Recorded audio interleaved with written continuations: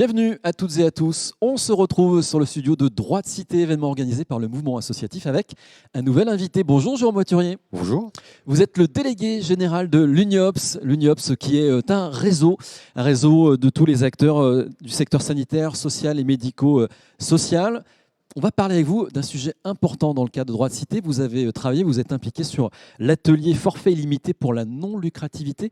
On va peut-être rappeler ce qu'est la non-lucrativité. Les associations, elles ne font pas de bénéfices. Et ça, c'est important, car elles délivrent des services. Et dans le cadre, en effet, de l'UNIOPS, on voit tout l'intérêt à ce que ce sujet ne soit pas imprégné dans vos activités sanitaires et sociales. Bonjour à toutes et à tous. La non-lucrativité, c'est un principe assez simple et assez compliqué à la fois. Assez simple parce qu'on est sur un principe de dire il y a certains secteurs dont le critère d'évaluation ne doit pas être le cash working, pour reprendre une expression qui a été d'actualité il y a peu de temps. Mais vraiment, la qualité d'accompagnement pour l'humain et en particulier vers les plus vulnérables. Alors, le sujet est d'autant plus d'actualité qu'on se souvient tous, et ce n'est pas terminé, de l'affaire Orpea. Et donc, le sujet de l'affaire Orpea, c'est nos résidences pour personnes âgées qui sont aujourd'hui gérées par des grandes entreprises, qui sont des entreprises qui sont cotées. C'est un vrai sujet. Et donc, aujourd'hui, vous êtes interrogé sur cette question, notamment dans vos ateliers ? C'est un vrai sujet. Malheureusement, ça dépasse la question de la prise en charge des personnes dépendantes âgées. On voit bien, la semaine dernière, on a eu encore un gros quotidien et un grand hebdomadaire qui ont fait leur une sur l'accueil des jeunes enfants aussi, avec le principe d'entreprises privées qui viennent sur ce secteur.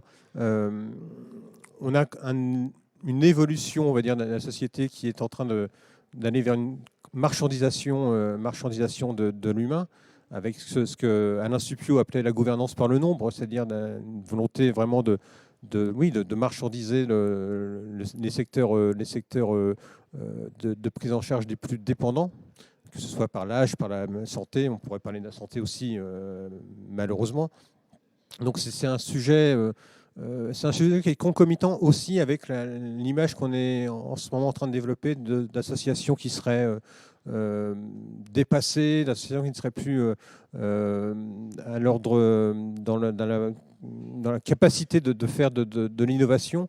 Et donc, on est de plus en plus questionné, en effet, sur cette question de lucrativité, aussi au niveau européen, puisque vous savez certainement qu'il y a tout un débat sur la lucrativité limitée au niveau des instances européennes, et on a un débat au sein de ESS France que je veux évoquer là sur ce principe.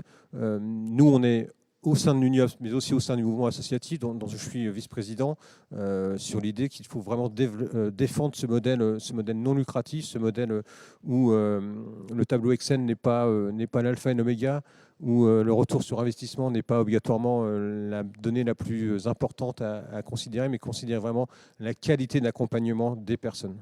Donc ça, c'est un vrai sujet, c'est un sujet qui traverse vos débats dans le monde associatif. Est-ce qu'il y a des secteurs d'activité aujourd'hui, vous pensez qu'ils devraient sortir du système lucratif ?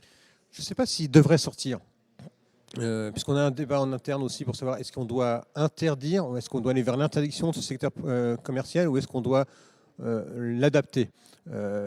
Si le secteur privé lucratif, avec les moyens dont il dispose, permet de développer une innovation, permet de développer de nouvelles pratiques, permet d'investir, il peut être intéressant. À partir du moment où son projet est dévoyé, on va dire, où son projet est vraiment la recherche d'un profit maximal, d'un profit le plus important, là on a vraiment un sujet, oui, en effet. Un mot peut-être sur l'actualité de l'UNIOPS. Là, on arrive à la période estivale, les grandes vacances posent la question de la continuité des soins pour le secteur médico-social. Il y a beaucoup de questionnements, évidemment, avec la Covid, les personnels, mais aussi la désaffection pour les métiers. Est-ce que c'est des sujets aujourd'hui sur lesquels vous travaillez à l'UNIOPS ? C'est peut-être le sujet principal de l'été. On a à la fois des professionnels qui sont épuisés parce que là, je tiens vraiment également, on le fait toujours, mais je crois que c'est bon de le rappeler, à saluer l'investissement, le professionnalisme des salariés dans les secteurs du soin, du care et du soin. On l'a bien vu pendant la période Covid où ils ont été exemplaires, admirables, mais avec une vraie fatigue.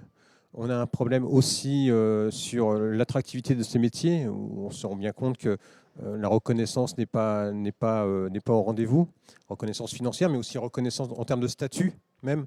Il y a toute une politique qu'on aurait souhaité dans un projet de loi autonomie en particulier, qui devait être discuté dans la dernière mandature et qu'on espère discuter dans la prochaine, dans l'actuelle, vraiment quelle est la place qu'on veut donner à ces professionnels et quelle est la reconnaissance pécuniaire, mais pas uniquement pécuniaire, dans la prise en charge de populations les plus fragiles, les plus vulnérables. Merci beaucoup, Jean Maturier. Je rappelle, délégué général de l'UNIOPS. Merci.